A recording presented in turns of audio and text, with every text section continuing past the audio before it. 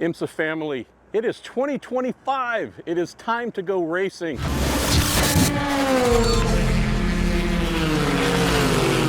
We're here at Daytona International Speedway, getting ready for the big setup for the start of the season, the roar before the 24. 3 days of testing, a little bit of a break. Then we jump right into round one, race one, the Super Bowl here for IMSA and the WeatherTech SportsCar Championship, the Rolex 24 at Daytona. 4 classes of cars, 61 total entries, an amazing array of teams and drivers. We're going to get into that in just one moment. Before we do, though, we're going to welcome a new friend to the team, young Jonathan Grace. Going to be joining me, a teammate here, try and divvy some things up, have him do some videos, myself as well. Jonathan, you love sports car racing, you love IMSA. Tell folks why you're here and wanting to do this. Well, anyone that's been to an IMSA race knows it's not hard to love. I've been lucky to work in the paddock a little bit on the reporting side and very excited to be back. I think especially right now, it's such a fun time to be involved in the sport. IMSA and sports car racing globally is in such a healthy place. So I think there's a lot to look forward here today. Young reporter, young sports sideline college reporter, calling basketball games, all kinds of games. So perfect opportunity, just like the young drivers we see, try and get some young reporters leveling up as well.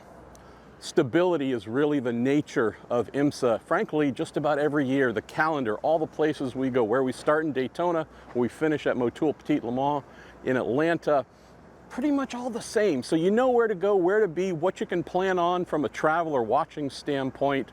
Another great thing that is new, though, IMSA launching the new Endurance Hour podcast, going to be on our YouTube channel. That's going to be a frequent thing done with our friend, veteran reporter Matt Yoakum. Another great thing about this season, GT3-based formula, GT Daytona and GTD Pro. That's blowing up. GTP is building again.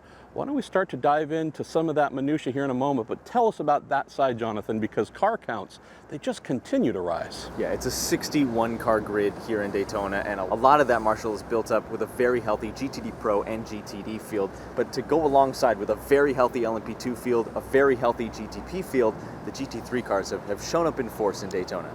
Musical chairs is really a big topic here in 2025. Teams, drivers, liveries, tons of changes. Jonathan, why don't we start off in GTP, the all-hybrid, except for one car that's coming. We'll talk about that in a moment. But the hybrid GTP class, again, big things happening here. Okay, so we ended last year, and we had Chip Ganassi Racing, Action Express Racing as the 2 Cadillac teams. We're coming back this year. There's Action Express, no Chip Ganassi. Wayne Taylor Racing was the factory Acura team last year. Now they're the factory Cadillac team. 2 cars, interesting lineup as well. We talk about all this stuff, and it seems like that's all we're talking about. Hey, last year we knew this has changed. Wayne Taylor had those Acuras. Now Wayne Taylor has those Cadillacs. Who has the Acuras? Well, Acura Meyershank Racing is back, and Meyershank is a name very familiar with IMSA. A lot of success in this series throughout their history. They're pulling in a heck of a driver lineup all season long, but particularly for Daytona. A ton of NTT IndyCar Series talent, and it's a bit of a new look for them. HRC US is helping out with one of the cars as well. Very excited to have them back in the paddock.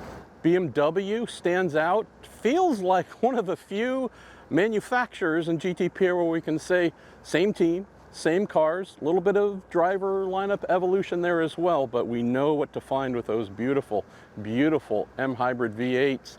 What about Lamborghini? New colors here, right? That's really cool.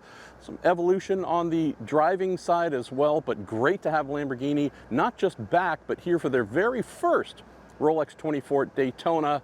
Trying to think, are there any other manufacturers? We got Acura, we got BMW, we got Cadillac, we got Lamborghini. Oh, Porsche won the whole championship last year with Porsche Penske Motorsport.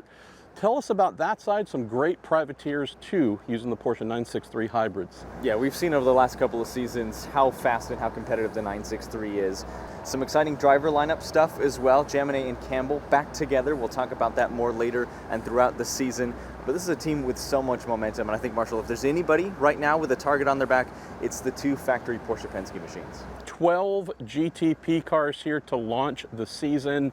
And once we get to Sebring, the mobile one, 12 hours of Sebring in March, we have Aston Martin.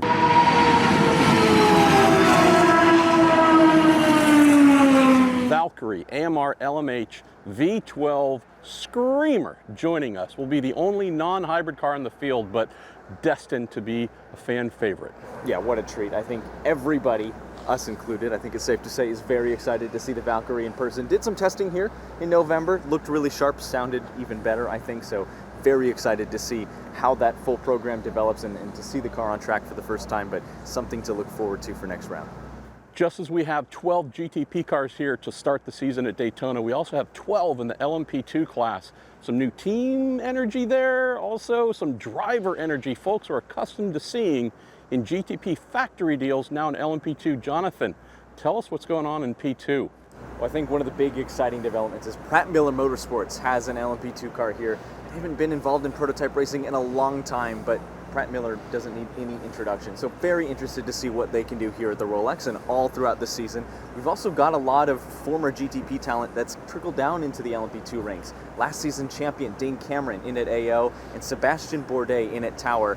There's a lot of star power in an already very, very competitive class. That great Pratt Miller team, the one behind Corvette Racing. So lovely to see them back indeed, branching out business opportunities, saying it's worth expanding from GT racing into LMP2 as well in IMSA. We're going to check in with them here in a couple of days, learn a little bit more about that decision.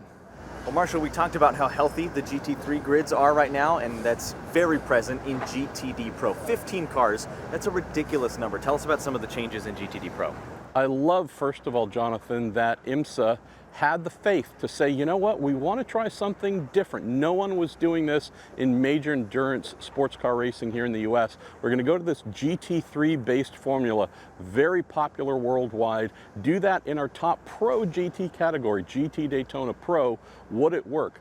15 cars to start off here at Daytona, so proof positive that leadership was on the right path. We have our friends at FAF Motorsports, champions of GTD Pro just a year or two ago. They have moved to Lamborghini. The world now has a plaid Lamborghini Huracan race car. How amazing is that? Our friend, the mayor of Hinchtown from Canada, James Hinchcliffe, joining the FAF Canadian team here, as he has often done for Daytona. Then you look throughout the rest of the class, there's been plenty of driver changes, lots of movement there.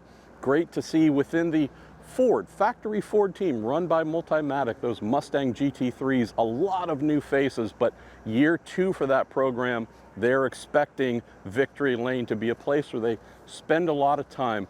Also here to close among those 15 cars, champions as well, Paul Miller Racing. Great to see, not just doing one car in GTD Pro and then maybe one in GTD, 2 cars in GTD Pro. So the quality of teams in GTD Pro and GTD as well, but GTD Pro in particular, could all be running GTP cars, F1 teams. I'm telling you, they're rather amazing. So 15 cars in GTD Pro here at Daytona, 12 in LMP2, 12 in GTP. Then we get to GTD, 22 cars. That's more than a Formula One grid worth of vehicles here at Daytona. Jonathan, I don't know how you're going to remember all this, but at least give folks an idea of the new things, the changes, and so on. It's mind-bending. Yeah, there's a lot of changes, so grab your notepad. We have new kids on the block in Vanderster Racing coming up from IMSA's Michelin Pilot Challenge. Very excited to see what they can do in their Aston Martin. DXDT Racing, a lot of exciting stuff happening around that program all season long. They're on the grid with a Corvette. We have Iron Dames switching to Porsche. We have Gradient Racing switching to a Mustang GT3 in a beautiful all-silver livery. Looks fantastic. And we have an expanded program for Triarsi Competizione. 2 cars now with a little bit of a different lineup as well. And there's more. There's a lot more, but we'll try and show you more of that when we can. Why don't we dive into the last thing or two here and then say farewell to our welcome to 2025. Have a number of procedural changes this year. We are not going to put you to sleep by running through the entire rule book, but Jonathan, do give folks an idea of how, say, the Roar here, a little bit different structurally, a few things a little bit different about what we're doing here in Daytona. Yeah, Marshall, I think one of the cool things about IMSA is they're not afraid to tweak things year to year. And one of the tweaks we've seen in the last couple of seasons has been what happens at the Roar before the 24. This year, it's all testing. No qualifying race. And I think that's important because the teams don't have to worry about damaging a car or potentially breaking something. They can test and tune and run their programs ahead of next week, where we start to get a little bit serious and we see the lap times drop, but everyone can kind of learn the track, the new teams can get comfortable, the new drivers can learn their cars. I think it's going to be fun to see a full Roar event with just testing this year. So this is our Super Bowl, as I mentioned at the outset, not just in terms of importance, it's our longest race of the year. It's also, admittedly, if you're an autograph seeker or just love motor racing internationally in particular, we get drivers from everywhere. K-Mag, Kevin Magnuson is actually, Kev, come here real quick. I want to show you, we got K-Mag. Actually, this is our super producer, Manbeard, who shot everything last year. He's now running things. Also, not Kevin Magnuson. Also the world's #1 Kevin Magnuson impersonator. But we do have a real K-Mag we'll be talking to here shortly. Pascal Wehrlein, who we know, F1, Formula E, you name it. We start running through what, Jonathan? It seems like half the IndyCar field is here. Not half, but it feels like more NASCAR drivers than ever. Who all is here? It's crazy. Well, even from the world of Formula One, we have Felipe Massa back. He had a podium last time out with Riley. He'll be back in LMP2. Like you said, it seems like about half the NTT IndyCar grid. They're getting pretty comfortable in IMSA. I think one of the cool things, if you look at the entry list, it's very clear that everybody from every type of racing wants to win the Rolex 24. That's how much this race matters in the global motorsports community, Marshall. We're seeing, like you said, NASCAR talent. Trackhouse by TF, one of the fun, exciting entries this year. Shane Van Gisbergen's here. And then, no, that's not enough. We have Scotty McLaughlin, who's an IndyCar driver, but Shane, Australian Supercars champ, Scotty Mack, Supercars champ. These two Kiwis come over here. One goes to IndyCars, the top performer for Penske. We got the Giz, who's leveling up in NASCAR. They used to be big opponents in Australian Supercars. Now they're teammates in a freaking Corvette. I mean, I love this stuff, but that's the Rolex 24. It certainly is. Pipo Derani in DXTT as well in their Corvette, and he's one of the best qualifiers on the IMSA grid, so super excited to see what he can do in some GT3 machinery. Bit of a different look for Pipo. There's so much to be excited about here on the entry list, Marshall. All right. We're done running our mouths. We've got more than 20 original behind-the-scenes videos to do this event here at Daytona alone. Please follow along on IMSA's YouTube channel, all the socials as well. We got this knucklehead who we really are looking forward to. And we mentioned we got new talent here on camera. We saw our world #1 Kevin Magnuson impersonator, was the shooter, editor, everything last year, who's now the manager behind this. I mean, we can't say farewell without welcoming the one other new member of the team here, Corey Duncan Jr. That's right. Come on. Nick's gonna hold the camera just once this year. Corey Duncan Jr. No. You're not getting off that easy. This guy just graduated high school last year and is here filming, doing big stuff. He's here because he is crazy talented, as is Jonathan. I'm glad they still keep me around. But anyways, this is the team that's going to be making all the stuff. Hopefully you enjoy it this year, but nonetheless, happy to have you, Corey, you, Jonathan. Yep, and on to a great 2025 of IMSA WeatherTech SportsCar Championship racing. Watch us this season on NBC and Peacock. Be sure to subscribe to IMSA on YouTube and enjoy our brand new IMSA Endurance Hour podcast. And if you're interested in digital activation in motorsports, visit IMSA.com/partnership.